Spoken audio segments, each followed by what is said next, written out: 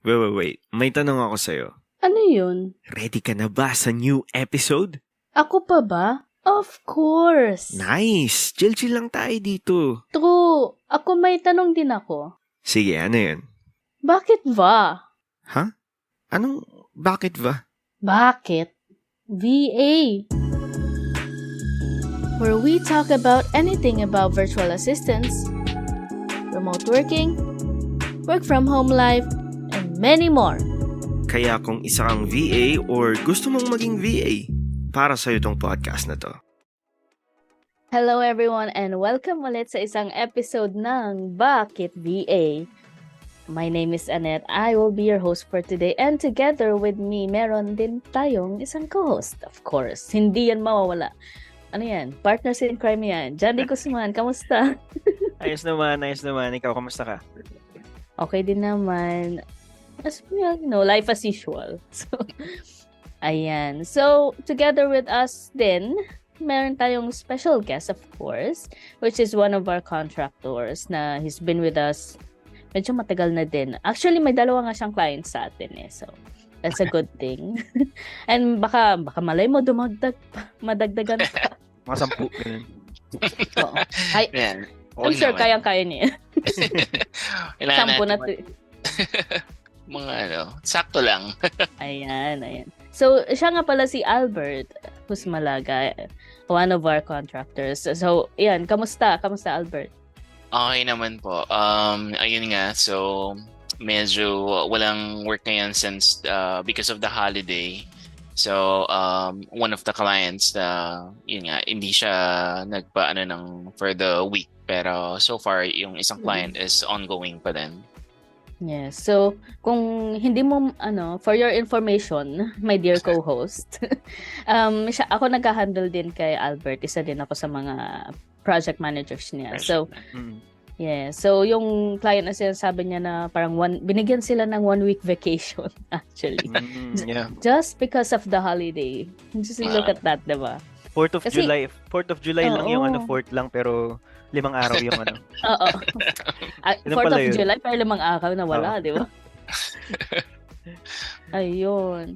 So, at least naman, usually kasi pag 4th of July, di ba, medyo ilang araw din yun. Kaya baka sinulit na din ng mga ibang clients natin na isang buong week. Actually, there are some clients talaga na 1 week pinag-post talaga mga Yun yung contractors natin. Yun yung parang Independence Day, 'di ba? Independence Day natin sa Philippines.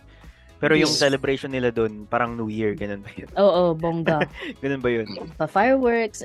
Parang for them, ang laking bagay. Hindi ko naman sinasabi na hindi malaking bagay sa atin ang Independence Of Day course natin. naman. Lalo na madami-dami ding mga dayuhang tangka sa ating History bansa. lesson ba?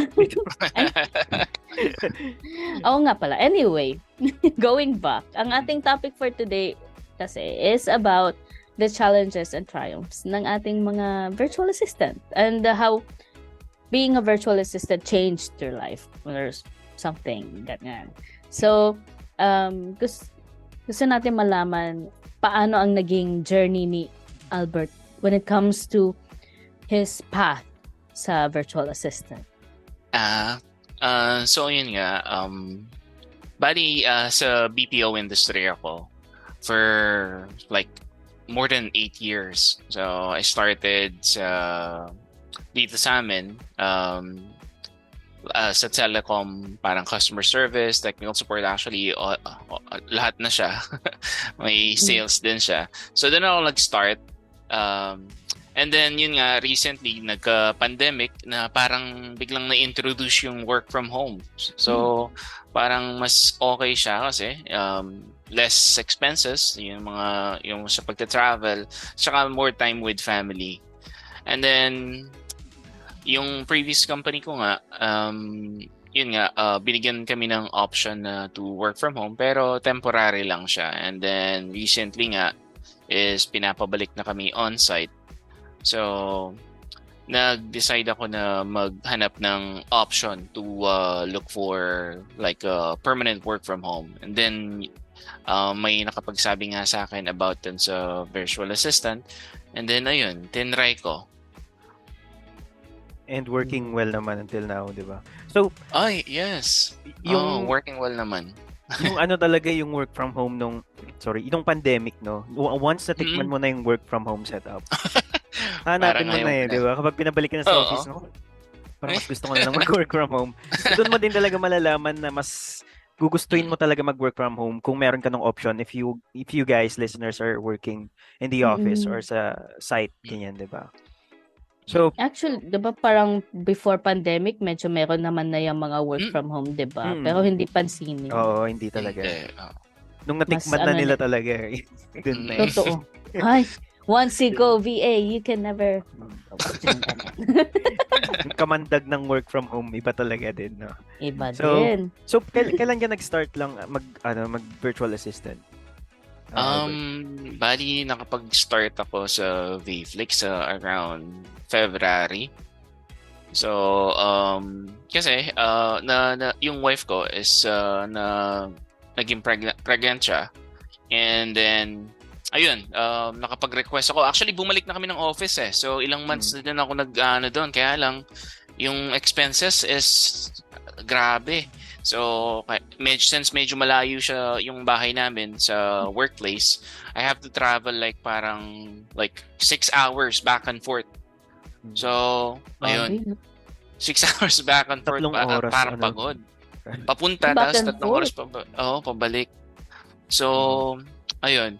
Then, nag-apartment kami for a couple of months and then, yun nga nalaman namin na buntis siya. Nagkaroon na kasi siya ng miscarriage before.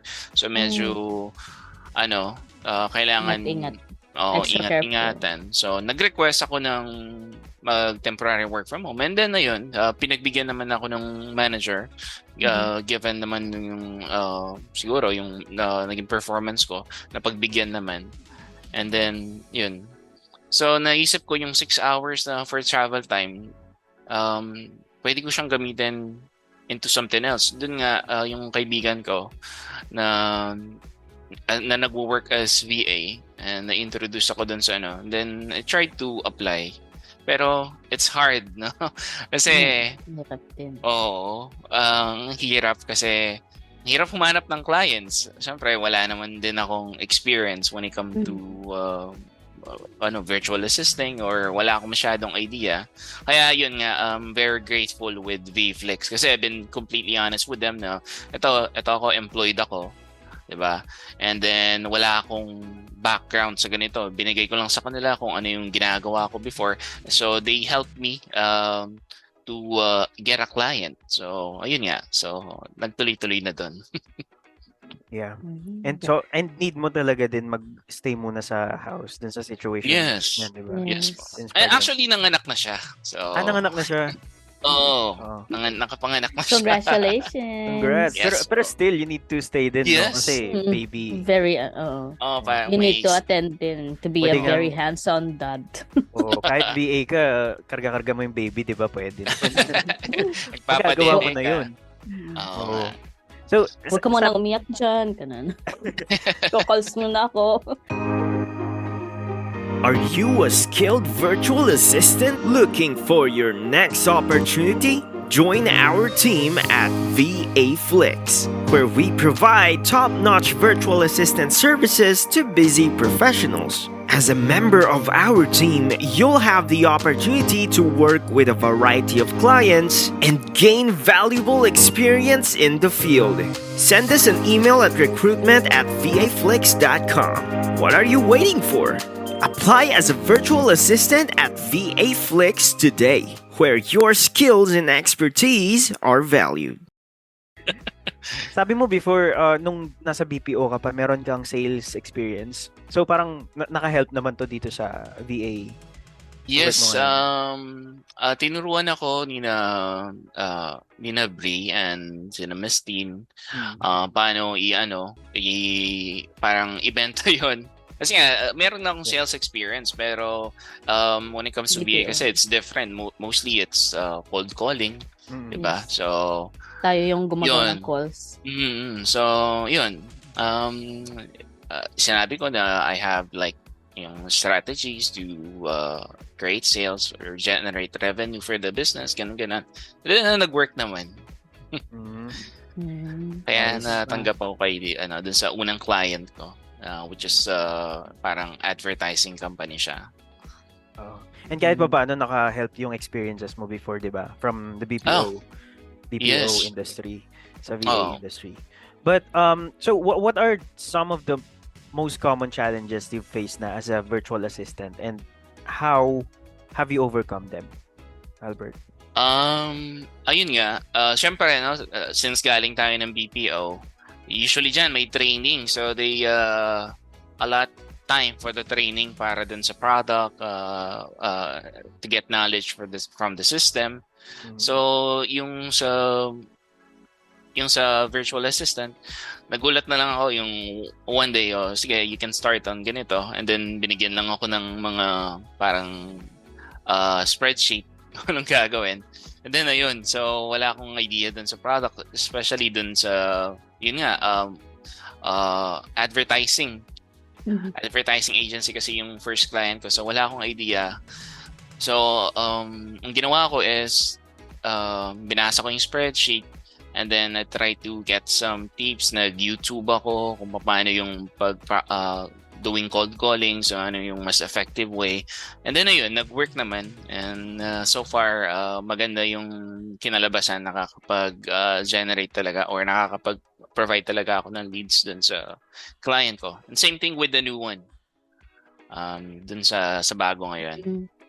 Ayun. So ano kasi sila, parang yung mga clients na nakukuha natin, parang they don't want to micromanage, kaya nga sila kumuha ng virtual assistant para wala na sila masyadong time na i-spend doon sa need ng help, diba? And then very less on spoon feeding din. So very independent tayo when it comes to mastering kung anong kailangan nila.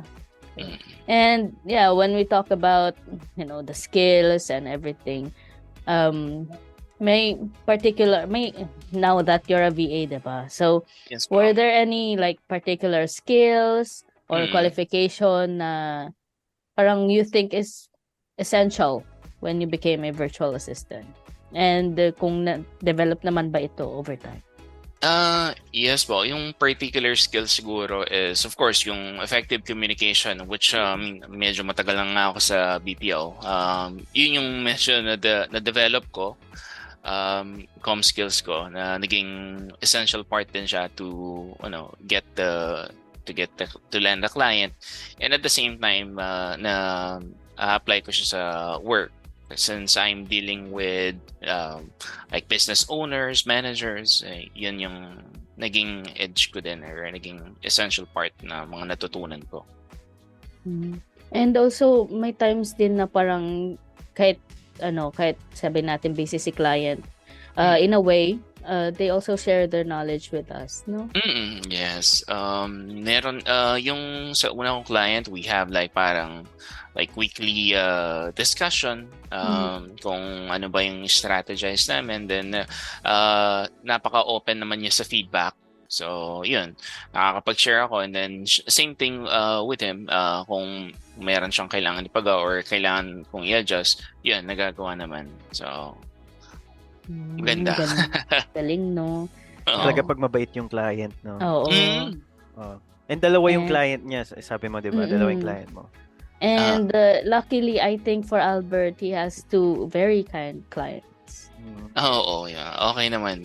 Napaka approachable nila CJ and TJ. So they're, on our first week, napaka-responsive nila pag meron kaming questions, kasi medyo bago pa yung system, and then what to do on this and that.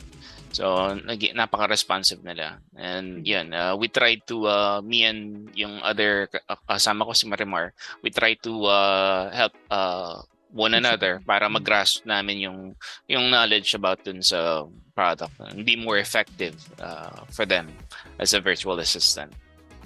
Right. Di ba may pa-teamwork? So parang maganda yung communication nyo with your client, sabi mo nga, di ba? So yes, nagkaroon ka naman ba ng mga issues sa communication? Specifically, sabihin na natin, hindi naman na siguro kasi may BPO experience ka sa language barrier, di ba? But meron Um, kasing time na, for example, yung client mo is siya yung hindi fluent, ganyan. May mga ganun bang experiences? Wala naman. Hindi naman ako nagkaroon ng ganong experiences. Mm. Siguro, naging parang challenge ko doon is nung una nga, wala akong idea doon sa mga cold calling na yan. So, ang nangyayari is, medyo na-frustrate ako ng una kasi pag nalaman nilang, oh, this is, na nag-cold call ka, the purpose of the call is, to offer something. Usually, binababaan na nila. So, they're not really interested. So, yun nga, dun pumasok yung, I tried to, learn new strategies para to get their attention, para be more effective. That's nice. So, usual issue kasi ng cold calling yan. Kaya, ang daming leads na kailangan mo dyan. Kasi most of them, pahirapan na makasagot. Kaya, tamang strategy din para ma-hook sila at huwag niyong bababa yung phone. Kaya, Yeah, yun kaya nga. Tsaka, follow-ups, yan. Paano ba yung mga strategy na yan? Ano ba yung mga strategies na ginagawa mo? share mo naman daw yung iba. Share mo naman yung mga ibang strategies. Ano? Or hindi lang daw yung partner mo na Oo, actually, sinishare ko din sa kanya, din sa kasama ko. And, bali, ang ginagawa ko, I'm being completely transparent din sa mga inaano ko. Nag-advise ako, oh, this is a cold call. I'll be transparent with you. This is a cold call, but there's something I want to share. Do you want to hear about it? Parang ganun. And then yung iba, na tumatawa pa nga sila kasi you're really honest, parang ganun. Na-appreciate nila yun. So, yun, gumagana naman siya. Oo, basta may pagkakaiba ka din pag nagko-calls, no? Doon sila na parang papahinto na papaisip. Akala ko may pa-intro ka na knock-knock ganun agad. May mga pa-joke, di ba? Guess what? Siguro. May mga experience ka naman na ba na meron yung mga galit, ganyan na una pa lang sumisigaw na ganyan? Medyo wala sa mood. Oo, mga wala sa mood. Sa cold calling. Sa cold calling, wala pa. Madalas yung hindi sila interested, pero yung galit hindi pa naman. They're still nice pa rin. Interacting, pero pag hindi sila interested, yan, wala talaga tayong magagawa. Sa bagay, cold call, ikaw kasi yung tatawag, no? Kasi, pero sa customer service, sila yung tumatawag, galit na sila agad. Galit na agad. Oo. Galit na kaagad. Pag ikaw mo lang. Parang mas maganda pala mag-cold call, no? Outbound na lang, no? Outbound na lang. Oo, din. Kasi, nag-BPO din kami ni and experiences namin, customer service and yan. Inbound. Actually, magka-work kami dati. Yes. Hanggang ngayon, magka-work pa din. Din. Kaya, looking at it, siyempre may background na din kami sa BPO, pero mas maganda pa kayo maging VA. Oo, din. Alam mo ko, flexible yung time.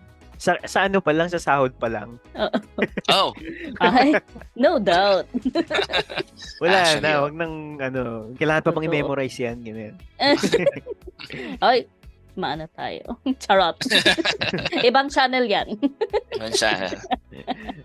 Ayan. So, since you mentioned you have strategies, you have, be able to develop your skills when it comes to being a virtual assistant, mayroon ka bang mga, advice na pwede mong maibigay sa mga aspiring virtual assistants na, of course, they were once like you before? Yes po. Yun siguro, develop yung communication skills. Kasi yun yung para sa akin, magiging importante doon, di ba? To communicate with your client, to communicate with the agency that you're going to be working with, parang ganon. Try to learn and adapt. Kasi nga, most likely, galing tayo sa iba't ibang companies or iba't ibang accounts from BPO, or they could be new with the totality ng So, try to learn and adapt yung mga kailangan matutunan. So, try to research yung mga Google, YouTube. Ang daming free platform na nagbibigay ng information. So, yun. Dapat chill lang. Try to learn a lot. So, So for you, Albert, sa tingin mo, ano yung importance or ano yung advantage mo kapag meron kang agency, meron kang VA agency compared to solo lang Doing na it alone. VA? Yes. Ayun nga. Yung struggle ko nga is looking for client nga kasi wala naman talaga akong experience nga. Napaka grateful ko with VFlex. They provided the clients, and then tinuruan nila ako how to get the client. So at saka at least if you're with an agency, hindi mo na poproblemahin yung kliyente kung sana lang silang darating sa'yo. Di ba? Problema na namin yun. Yes. Tatrabaho Yun na na yan. lang. Tatrabawin Mag-interview mo ka na lang, mag-attend ka na lang ng interview, Yes. and if the client likes you, okay, go, you start. Pero kapag ba yung mga contractors natin or baka may mga gusto mag-apply dito sa agency natin, 'di ba, Annette? Paano ba nangyayari na paano ka ba magkakaroon ng multiple clients? Ano yung mga meron ka bang dapat ma-reach na paano ba Wala paano ba? naman. Sabihin na natin, you got hired with an agency, no? Tapos, sabihin na natin, yung unang client na natanggap mo, binigyan ka, full 8-hour shift. And then, let's say, na-manage mo naman yung 8-hour shift na yun, hindi ka naman busy, hindi ka naman kuwan. They can, or we, as the agency, we can also give you additional part-time. Or pwede ding may part-time job ka na, you can add another client to make up for the 4 hours. So for magiging parang full Parang full 8 hours shift na na din. Magkaibang client lang. Magkaiba lang yung gagawin mo. Pero I think, aside from challenging, nakaka-excite din mag-work ng gano'n na, you have multiple clients. Oo. Tsaka yung learning, ang dami mong matututunan. Nagka-idea ako about sa advertising, and then ngayon bagong account. So madaming mo natututunan at the same time. So yan. Kaya nga may mga nirefer ako. So they're already working with VFlex, and yun, good naman. I'm hearing good feedback with them as well. Very And yung wife ko. Sabihin mo yung mga na-refer mo, ililista namin sila mga susunod namin dito sa Si wife oo. niya. podcast. Yun din yung kwan natin sa mga current contractors. They can, the limit is endless when you refer your friends, your family, your relatives. Diba? And Basta hindi lang maka-work ka referral, lang sa diba? bahay. Sa mga listeners, kung gusto nyo din talaga, kung interested kayo, just send us a message sa Facebook or sa Instagram or kahit saan man yan, VFlex. Alam nyo na yan. Alam nyo na kung saan nyo kami Makikita nyo na sa hahanapin. description yan. Yes. Lalagay ko. Ayan. Alright. So, So, I think that's everything for me. And if anything else. yes. Wala naman na din. So, thank you very much, Albert, for sharing all your knowledge. Ang Thank dami you din namin natutunan about you personally and when it comes to work. And Thank mukhang you, Deborah. kakatapos mo lang mag-work ng ilang hours, kaya tatapusin na natin. Ayan. So, thank you very much, Albert. And hopefully, pag medyo umano na ulit, we'll catch up with you. Yes po. Thank you po. Thank you sa opportunity then. Thank Yes, you so alright. much, So, Albert. thank you, everyone. And that ends our episode for today ng Bakit VA. Bye-bye. Bye-bye. Bye-bye. Thank you so much, everybody, for listening to this episode of Bakit VA. If you have any topics that you want us to talk about, or if you want to be a guest here in our podcast, you can send us an email at studio@vaflix.com. Again, thank you so much. Hope you enjoyed the episode. Bye-bye.